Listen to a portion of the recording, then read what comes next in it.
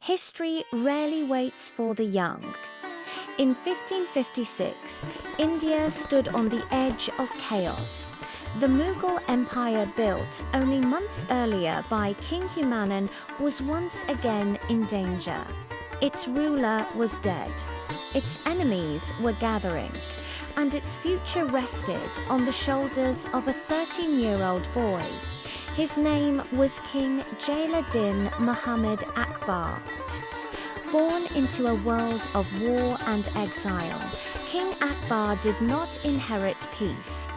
He inherited fear. The throne he sat upon was unstable, surrounded by rivals who believed the empire would crumble under a child ruler. But King Akbar's story is not just about power. It is about ambition shaped by danger, strength forged by loss, and a ruler who learned that conquering hearts could be more powerful than conquering land. This is the story of how a boy king became King Akbar the Great. King Akbar became emperor at an age when most children were still learning the world.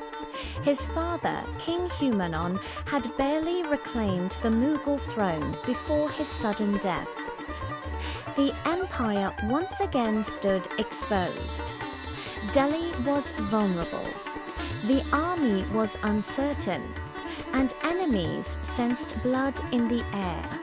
King Akbar did not rule alone. By his side stood Bairam Khan, a hardened general and loyal guardian. He would guide the young emperor through his earliest and most dangerous years. But even with protection, King Akbar lived under constant threat. Every decision carried the weight of survival. Every battle could decide whether the Mughal name would live or disappear from history. The crown on his head was heavy, and the enemies were already marching. The greatest threat came swiftly. A powerful general named Hemu, serving the Afghan rulers, marched toward Delhi with confidence. He had defeated Mughal forces before he believed the empire would fall easily to a boy. The two armies met at Panipat, the same field where King Akbar's grandfather Babur had once changed history. The battle was fierce. Dust filled the sky. War cries echoed across the plain. For a moment, Mughal defeat seemed certain, but fate turned. Hemu fell, his army collapsed, and the Mughal banner still flew. The Second Battle of Panipat, 1556, secured North India for King Akbar. It was more than a military victory, it was a message. The boy king would not be broken. With survival secured, King Akbar turned to expansion. Campaign by campaign, the Mughal Empire grew. Malwa fell, Gujarat submitted, Bengal was brought under control.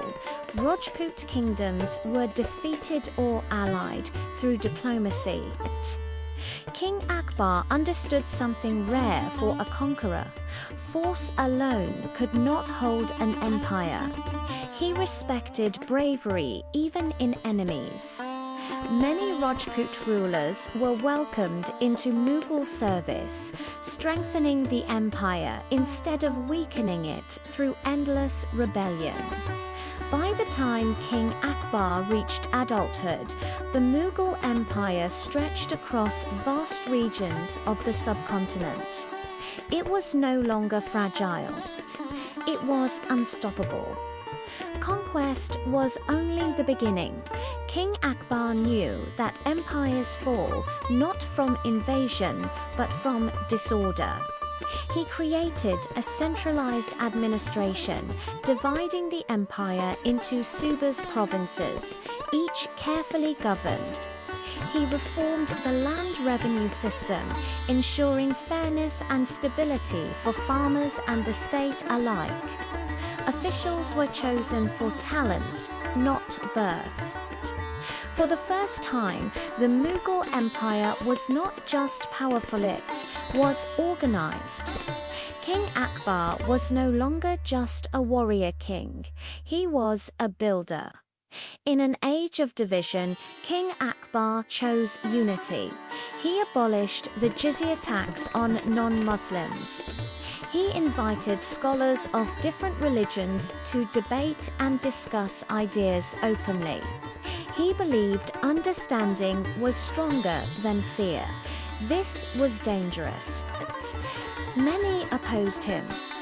Some saw tolerance as weakness. But King Akbar believed that an empire divided by belief could never truly stand. His rule became a symbol of coexistence in a violent age. King Akbar's court became legendary. Artists, musicians, poets, and thinkers flourished. His Navatna's 9 gems, including Birbal and Tanzimbi, became symbols of wisdom and creativity.